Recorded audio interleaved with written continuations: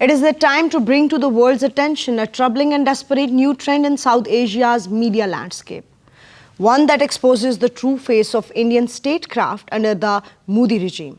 The Indian media under government orchestration has descended into a campaign of unsubstantiated personal allegations and dangerous propaganda, targeting not only Pakistan but even friendly world leaders.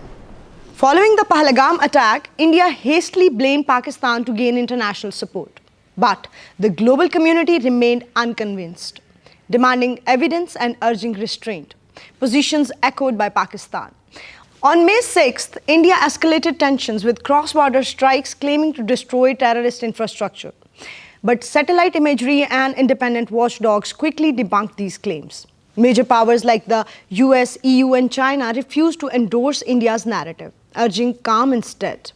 The turning point came when India suffered heavy military losses, including 3 Rafale jets, an Su-30 and S-400 battery, all confirmed by independent defense analysts and even considered by India's own strategic community. The world saw the reality. India was forced into a ceasefire after undeniable defeat with no diplomatic sympathy forthcoming. Cornered and exposed, what did India's so-called free media do? Instead of introspection or accountability, it launched a wave of personal attacks and baseless allegations led by government-favored anchors like Arnab Goswami.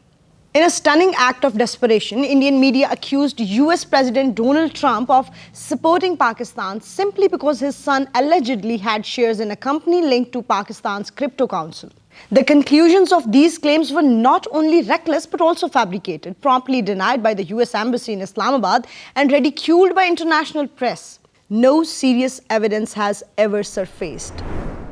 This is not just poor journalism. It is state-sponsored slander, meant to distract from India's own failures. As the world rejected its claims, India's propaganda machine grew more frantic, concocting fake dossiers and using social media troll forms to poison the atmosphere against Pakistan's thriving diplomatic and trade partnerships. Reports from watchdogs like EU Disinfo have already exposed hundreds of Indian-run fake news portals pushing anti-Pakistan disinformation across the West. What is the endgame of this campaign? Is it to salvage national pride or to further isolate India from the world community by attacking the leadership of friendly states? Who benefits when media is used as a tool of character assassination rather than public accountability? Let it be very clear.